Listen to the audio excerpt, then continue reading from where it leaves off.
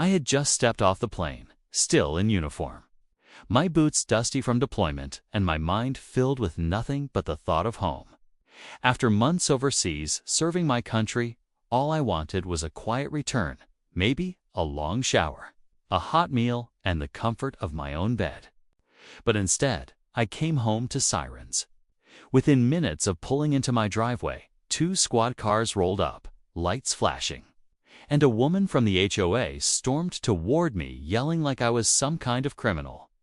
At first, I thought there had been a break-in, but the truth. So much worse. She looked me straight in the eye and said, "You're not supposed to be here. You were marked Keo, killed in action." That's what she told them. That's what she told the neighbors. That's what she told the police.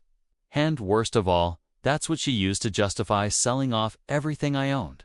My truck was gone. My tools, furniture, even my dog's crate all missing. My garage door was wide open and strangers were walking in and out, hauling my stuff into their cars like it was some kind of garage sale giveaway. And the worst part? She was the one organizing it. This wasn't some mix-up. This wasn't a misunderstanding. This was something else entirely. I tried to explain to the officers, showed them my ID, my orders, everything. But she kept talking over me, insisting I was impersonating a soldier, that I was some kind of scammer trying to take advantage of a widow. A widow. Yeah, that's when it hit me. She'd told everyone I died in service. And in that lie, she'd claimed the right to everything I had. What started as a welcome home turned into a nightmare I never saw coming. And trust me, it gets worse. Because what she did next took things from unbelievable to absolutely unforgivable. Let me back up a little so you understand how insane this all really is. The woman from the HOA, her name's Karen, and no, I'm not even joking, had always been a little over the top when it came to the neighborhood rules. The kind of person who'll leave a note on your door because your grass is half an inch too tall. But we were never on bad terms. Honestly, I barely talked to her. Before I left for deployment, I gave my spare key to a buddy who agreed to keep an eye on the place. I paid the bills ahead of time, locked everything up, and let the HOA know I'd be away for several months. Thought that was enough, apparently. Not from what I've pieced together. Sometime after I left, Karen started spreading rumors around the neighborhood. She told people I wasn't coming back, that I'd been killed in action. She even hosted some kind of memorial. Yeah, a memorial, with candles and a table full of pictures. She got from Facebook, and that's when she really crossed the line. She convinced the HOA board, most of them, friends of hers, that my property was abandoned, that there was no next of kin, no one to claim it, that it was just sitting there, wasting space.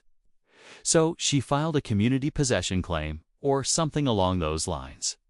That's how she started getting rid of my stuff. One piece at a time. People from the neighborhood showed up thinking they were doing the right thing, donating or buying what they believed belonged to a fallen soldier. I don't even blame most of them, but Karen. She wasn't just giving things away, she was making money. She listed items online, even my military gear. My medals, I still remember standing there, watching a guy carry off my grandfather's old rifle cabinet, and I felt sick. And just when I thought it couldn't get more twisted, one of the officers pulled me aside and asked a question I never expected to hear. One that changed everything about how I saw this situation. The officer leaned in close, his voice low. "Are you sure you didn't tell anyone you were deploying?" he asked. "Any family, girlfriend, neighbor? Someone who might have misunderstood?" I told him no. I had no family nearby, no partner waiting at home, and the only person I told directly besides the HOA was my buddy James, the one I trusted to check in on the house every now and then. That's when things started to feel off. James hadn't responded to any of my messages in weeks. No texts, no calls back. Figured it was just life getting busy. But now, standing there watching my life being carried away piece by piece, I couldn't shake the feeling that something wasn't right. The police took my ID and stepped aside to verify some things. Meanwhile, Karen was still pacing around the yard, talking to the neighbors, probably spinning some new version of the story. I overheard her say, "He must be one of those fakes. They pretend to be military all the time." It's sad, really. She was telling people I was impersonating myself. When I tried to go inside my own house, she physically blocked the door. "You're not allowed in there," she said, arms crossed like she owned the place. "This property's already in transition. It's part of the community now." That phrase stuck with me in transition. Like my home, my things, my entire life could just be reassigned because one person said I was gone. I started asking neighbors what they'd heard. One woman, clearly uncomfortable, admitted she thought I had a sister who signed everything over.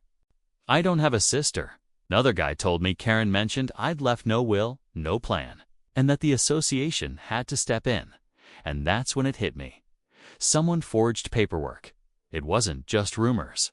This wasn't a mix-up anymore. This was planned. Someone had gone out of their way to make it look like I was never coming back.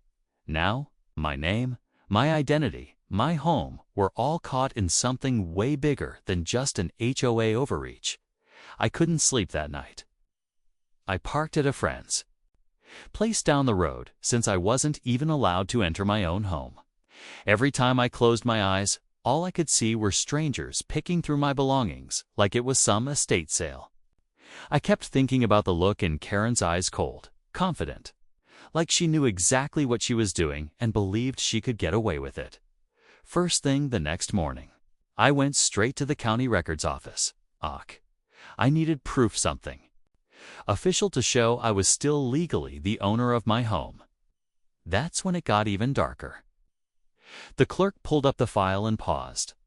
"Looks like someone submitted a change of ownership request. About 3 weeks ago, my name was still there, but below it, a document claiming I'd transferred the property to the HOA as a community trust asset, with a signature. That was supposed to be mine, but it wasn't. I knew right then that whoever did this wasn't just lying, they'd forged legal documents. My identity, my service record, everything was being used to push me out of my own life. I contacted a lawyer that same day. He looked over the papers and confirmed what I already suspected: none of it would hold up if I was alive and could prove it. But the fact that it had gone this far meant someone had backing. Someone was helping Karen pull this off. And that's when a new name came up. James. Turns out, Karen and James had more of a connection than I realized. They'd been meeting up regularly, even before I left. Texts, emails, somehow she had gotten him on her side. Either she manipulated him, or he was in on it from the start. The betrayal stung worse than anything I'd dealt with overseas. The pieces were starting to fall into place. The fake memorial, the forged documents, the sudden silence from James. But the final straw, the moment I knew things were about to explode, came when I got a call from the bank. Someone had tried to access my military benefits account. And the name on the request wasn't mine. When the bank officer told me someone had tried to tap into my military benefits account, my stomach dropped. I asked for the name on the request, expecting to hear Karen's or maybe even James. But instead, they gave me a name I hadn't heard in years: Monica Ellis. My ex-fiancée. We broke things off just before my first deployment. It ended messy. She wanted the military life to be over, and I wasn't ready to give it up. We hadn't spoken since. So why was she suddenly showing up in a fraud case tied to my stolen identity? I asked the bank for more details.